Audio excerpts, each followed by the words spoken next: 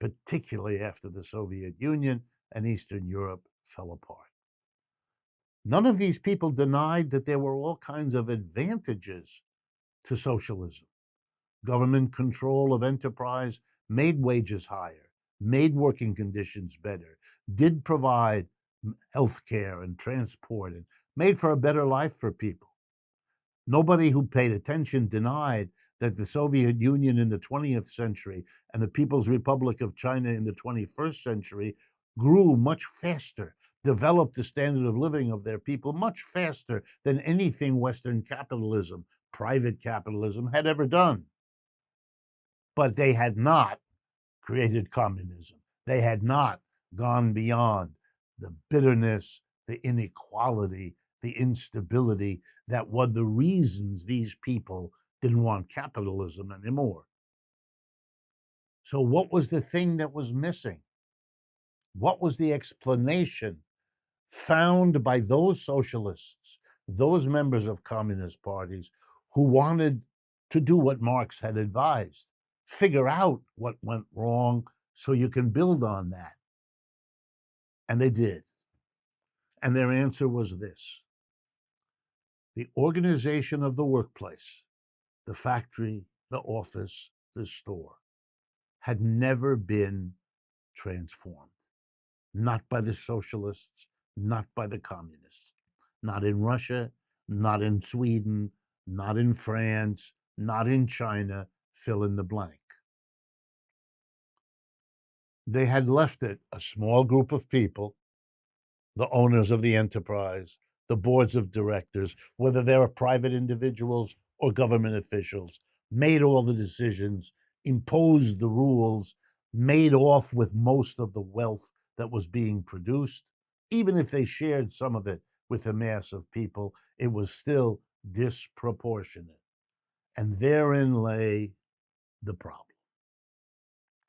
And here's now the irony: the ghost of communism, the ghost that haunted mid 19th century Europe that Marx writes about in the Communist Manifesto, that ghost is still with us.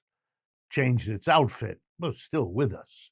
And that ghost now says to all workers, whispering in their ears, you know, the job you have could be different.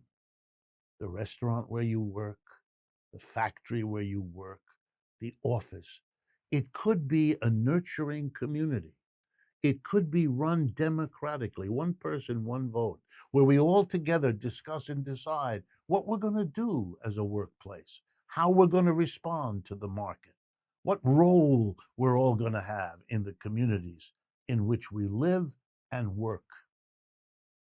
And maybe, just maybe, if we transform the workplace, which the socialists and the communists never did, we will be able to achieve what they set out as their goal, but they never achieved either, which is the breakthrough to a new society.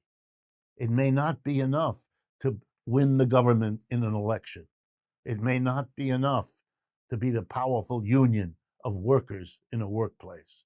If you cannot mobilize the people of a community to demand the transformation of the household, of the workplace, into a democratic collection of individuals caring for and acknowledging their dependence on one another, you will not get to that lovely utopian image that communism always represented.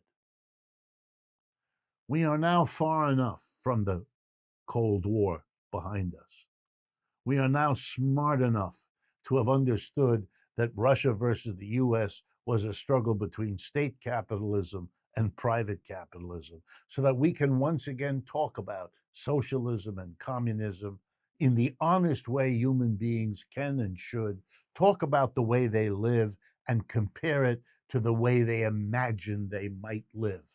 Out of that tension between what is and what could be, where you respect that what is never exhausts all that could be, out of that, communism may very well surprise us by coming right back and being the active spirit that it was when Marx wrote about it in 1848. I hope this discussion of communism has been of interest and has responded to the emails and other ways you've let me know you'd like a presentation on it. And as always, besides thanking you, I look forward to speaking with you again next week.